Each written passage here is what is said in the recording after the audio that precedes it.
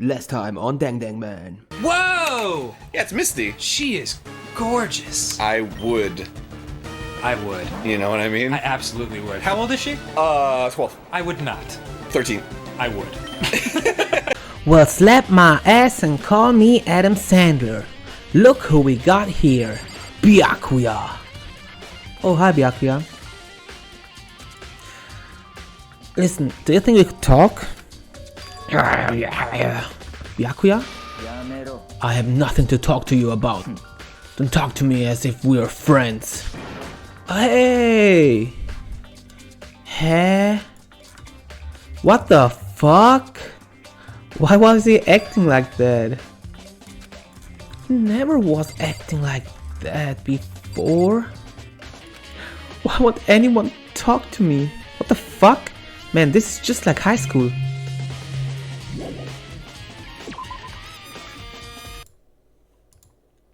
Uh-oh. I decided to visit the biolab one more time. And the first thing I saw when I go there... Holy shit, no way, no way, no way, no way. No way.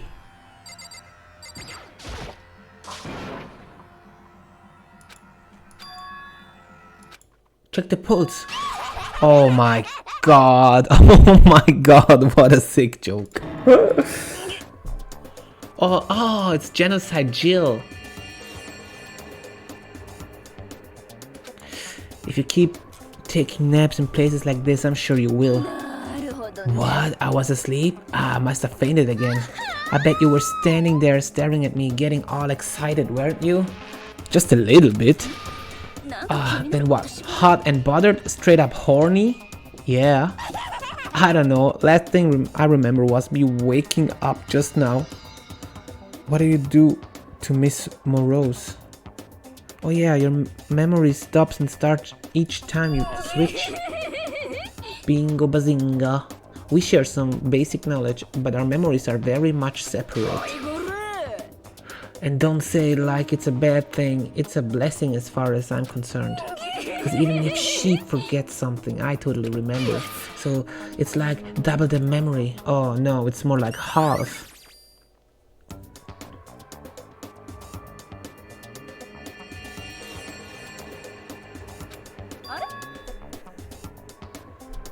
Huh. I don't know, I'm sure Byakuya is around somewhere doing his own investigating. By himself? I assume so. I knew it, totally knew it. I'm a total pro when it comes to all things master. Anyway, I gotta hurry. I can't even imagine how lonely he must be right now.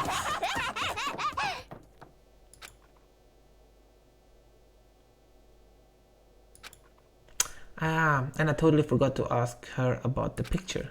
Well, there's no point asking Genocide Jack anyway. Besides, I have more important things to do right now. Why did Toko faint? There's gotta be some reason for it. Wait, she can't see blood, can she? That's why she fainted. There's a oh my god. What the fuck? I'm sure they were all shut tight last time I was here. Yeah, they were. I checked the videos. That must be why she passed out. She faints so easily. Kyoko! It's getting late, isn't it? Are you okay? I'm sorry if I made you worry. No, it's okay. But listen about this room. Oh yeah, it's cold. It's a morgue. I suspected as much. And Toko must have looked inside the fridge, see what was in there, and then, well, there you have it. You know she fainted. I was on my way here when Genocide Jack came running past me. I assumed she must have sneezed, but once I got inside, the real reason I became clear. I imagine she came here to investigate, and when she opened the slot there, that's when she saw the body inside and dropped like a bag of rocks. Why is everything gotta be so difficult with her? Anyway, we should close it up. Don't want to leave it hanging open like that. Yeah, good idea. Give me a hand with this. Kyoko approached the fridge, hands outstretched. But suddenly she stopped. What's wrong? Maybe we shouldn't. No, maybe we should wait a second before closing it. Good. I thought she was scared because to get a little bit of corona. Oh, look at this guy. inside the fridge? Yeah, just like every other time. Didn't I figure that out too? Like as Makoto, because her corpse wasn't on the garden? The mastermind did it because they assumed we wouldn't be doing the class trial over again. Ah, either way, now I can finally get a good look at the body. Ah, that's right, Kyoko didn't get a chance to check the body during the last investigation. I need to do my own examination of the corpse as soon as possible. I'm going to find a clue this time, and I'm going to grab the mastermind by the cock. Okay, so what should I do? Why don't you just wait over there? I'll let you know as soon as I'm finished. Just wait, that's it? Alright. Oh, wait, where?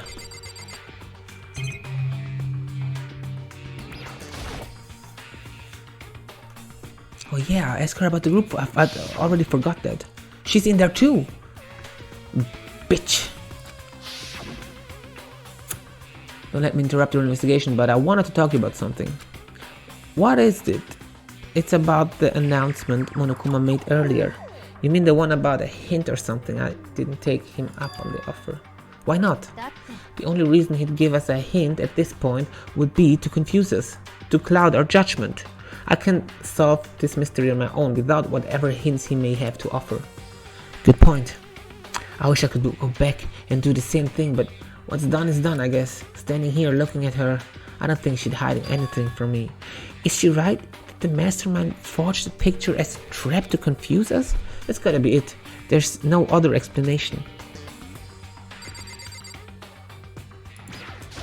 Can I talk to her again? Oh no, I don't. Okay. So I do investigations by myself here with the corpse. It's a fridge meant for storing dead bodies. I can't do it. I can't look inside. Why not? Oh, the camera. I don't have time for this. Okay.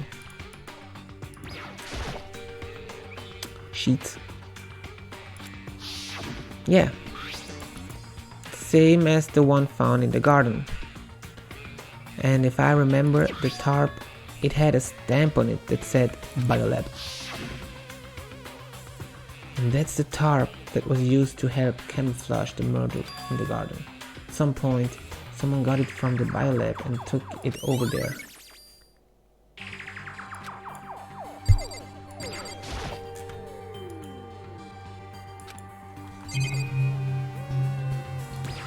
This one? I don't have time for this. Okay. Here.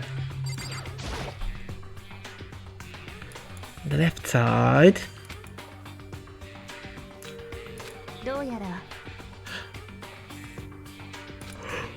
Oh. So when someone's in there, the blue light comes on. Looking around, the number of lights that are on, including Mukuro's, there's 9 in all. 9 lights. Okay, Makoto, I'm done. Already? Geez, that was fast. Anyone can do good work if they go slow. In that spirit, I'll make my report brief. I pay careful attention to the wounds and the traces of blood, and it seems highly likely that the stomach wound and blow to the back of the head were inflicted after death. The burnt tissue made things a little difficult, but I'm completely confident in my findings. So that means neither of those were the fatal injury, right? Then what was the fatal injury? Due to explosions, the victim's identity is unknown. They were, however, dead before the blast. The victim had been stabbed a single time with a knife, which went completely through the body.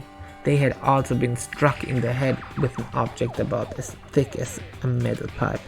The body was covered with other wounds, but these were at least several days old. The only other option is those other wounds. But the thing said it's old. So where does it say they're old? All the Monokuma file says is that they were inflicted at least several days ago. I guess I don't see the difference. Well, the difference is immense considering the impression they gave. You seem to be equating several days old with simply old. But that doesn't quite follow logically. Old wounds, it makes it sound like they've been there forever, like they're not related to the murder. Are you saying they are? But we all got the Monokuma file right after she was killed, right? So if the wounds were at least a few days old, there's no way they could have had anything to do with it. But what if Mukuro herself wasn't killed within the last few days? Certainly you can allow it as one of many possibilities, can you? A detective doesn't have supernatural powers. There's no way to predict the answer from the beginning. Instead, the ideal detective begins by imagining as many possible scenarios as they can. And the last one, which should be possible, can only be the right answer. They envision these possibilities without prejudice, without bias, using only their logic and common sense. Then, as they investigate, they test what they find against each of these possibilities. Of course, me telling you this doesn't mean you'll be any good at detective work. But beyond using that to solve this particular mystery, you should keep it in mind for the future. Alright. So if there's anything else you'd like to know about the condition of the body, come think of it, there was one thing. Earlier, when I was looking at Mukuro's profile, it listed her height and weight. Height or height? Height? It's height, right? 5 foot 7 inches, 97 pounds. Vitals were 31, 22, 32. Did I get all that right?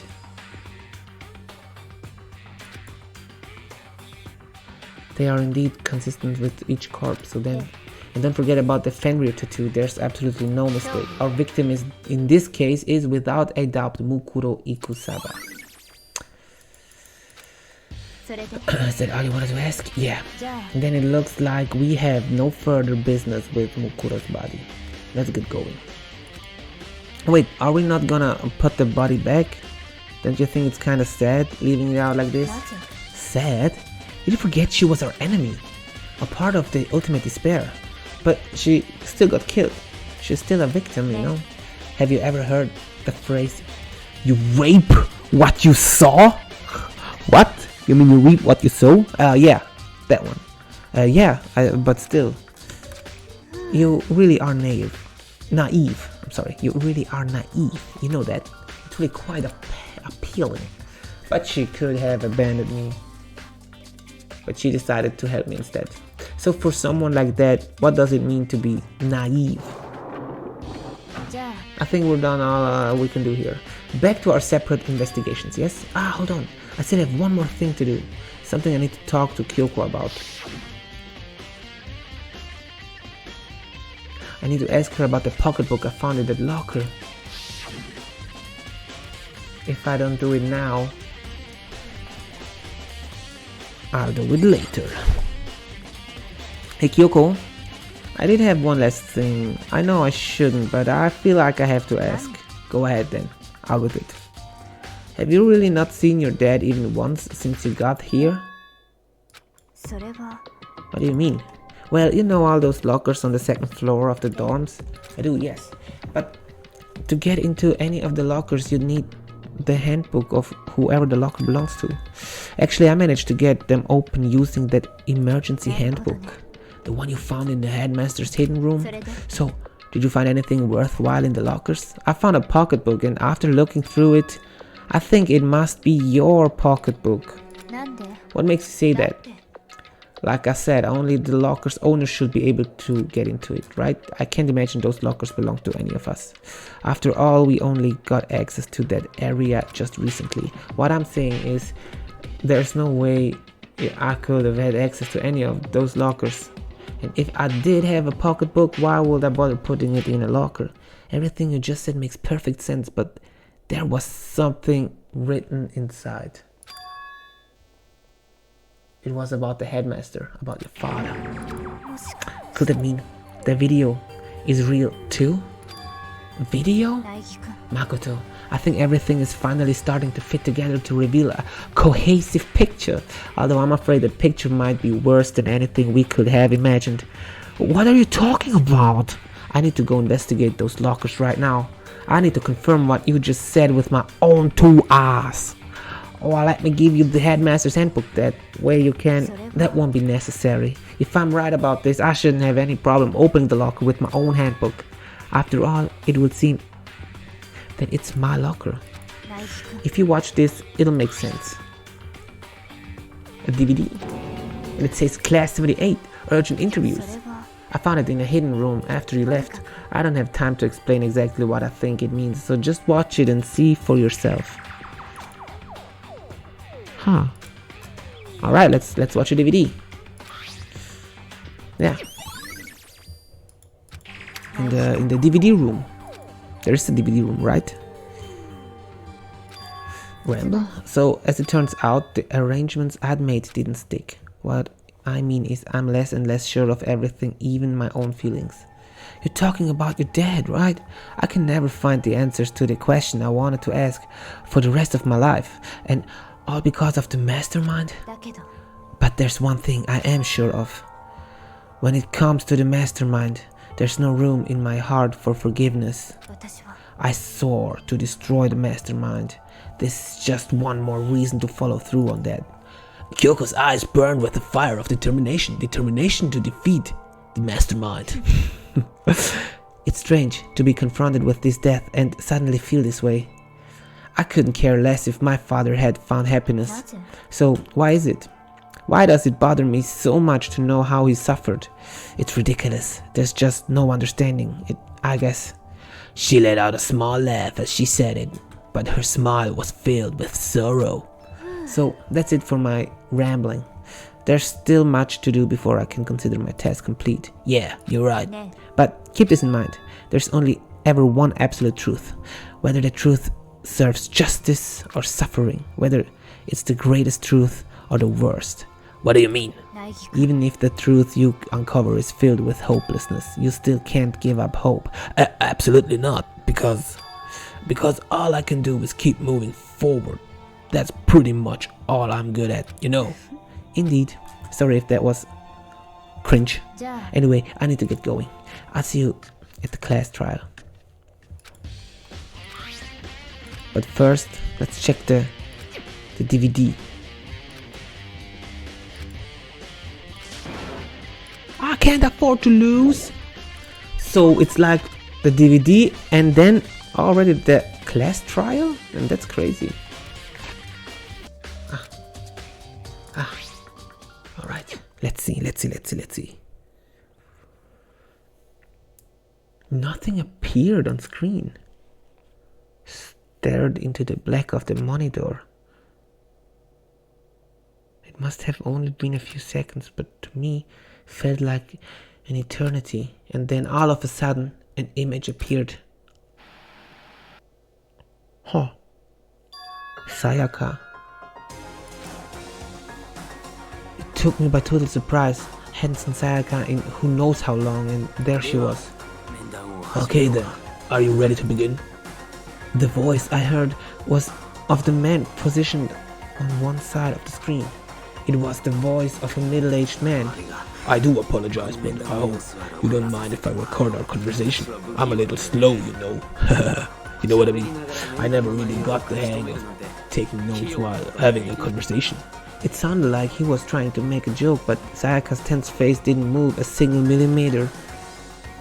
Nor mine. So, this video is meant to serve as a kind of contract substitute. It's not that I don't trust you guys, it's more like insurance, so please don't worry too much. Now then, let me get straight to the point. There is a chance that you may have to spend the rest of your life here in the school. Can you accept that? You want me to accept that? Sayaka was obviously at a total loss. It made total sense. Who would agree to spending the rest of your life in the school? I accept. What? Thank you. And I'm sorry about all this. Well, I can promise you that I will do everything in my power to keep you safe. As the headmaster of Hope's Peak Academy, I'll give you my word. As if on Q. That's where the video cut out. What, that's all? But this, only this, I simply couldn't comprehend what I'd heard, because I know how much Sayaka wanted to get out of here. I know how much she wanted to escape and pursue her dreams with her friends again. She wanted that so bad. She tried to frame me for murder, so why? Why would she say yes to living here for the rest of her life? As I sat there thinking about it, I noticed the sunlight. On the monitor, the video that I thought was finished flashed back on screen. My eyes darted back to the screen. And if I was confused before, what I saw next pushed me right over the edge. Oh my god, what is it? What the fuck? Wait, what the fuck? Huh? Makoto, before we begin, I should let you know that I'll be recording. Me and the headmaster were looking at each other. He and I were having what seemed like a fairly normal conversation, but I in the here and now had absolutely no memory of it. So all our memories got wiped out. Oh, look at the background. Didn't I see that somewhere? There's a chance. Spend the rest of your life at school. Can you accept? Yes.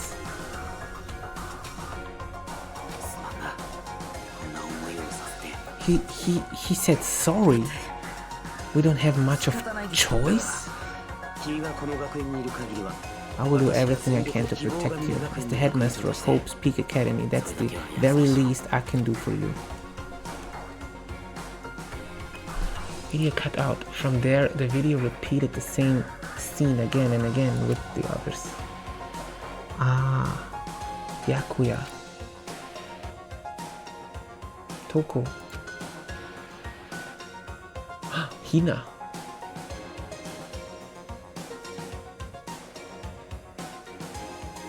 Oh, nice. And then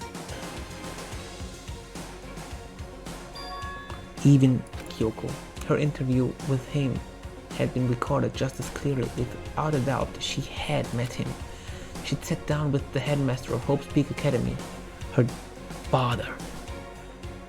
And when he asked her his question, she answered the same as everyone else. She accepted a life within the school. Just Kyoko's interview was wrapping up. The monitor suddenly went black.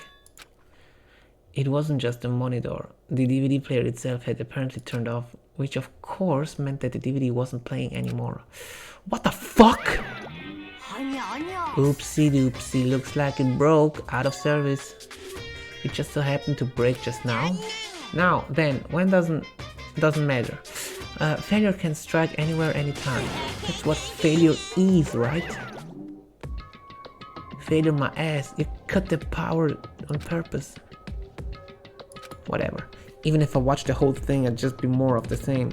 He'd ask them the question and they'd say, oh yes, I couldn't help myself. I let out a huge exasperated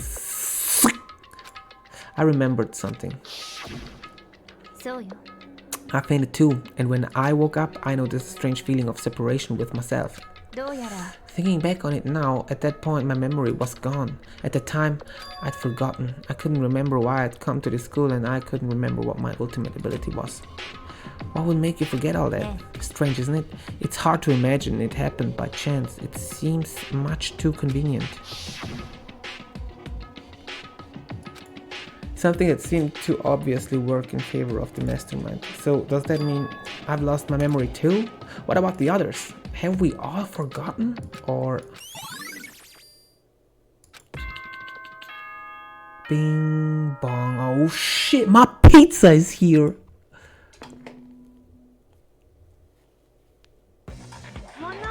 For anything that has a start, there has to be an end. And if the end comes, then that means it's time for a fresh start. There is no night that doesn't have a dawn. Although that dawn is totally pitch black.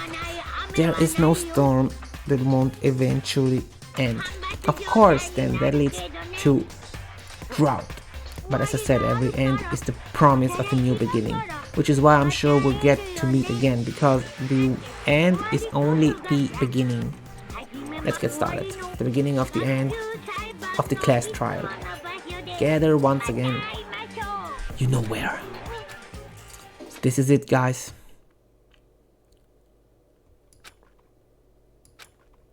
The final class trial. The last time all our lives will be on the line. The last time hope and despair are on the line. I don't have a choice. I have to do this. This is the end. Holy cow. Alright guys, we're gonna do this next time.